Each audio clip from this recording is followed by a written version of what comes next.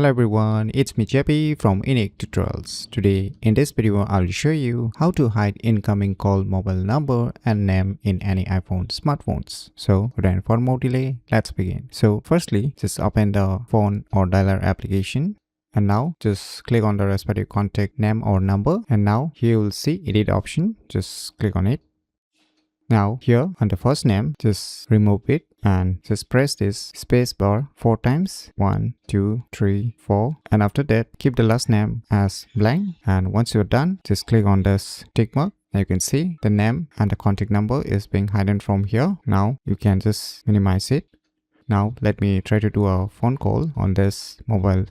So now you can see here the incoming call mobile number as well as the name is not showing up. So you can see, so it's working perfectly.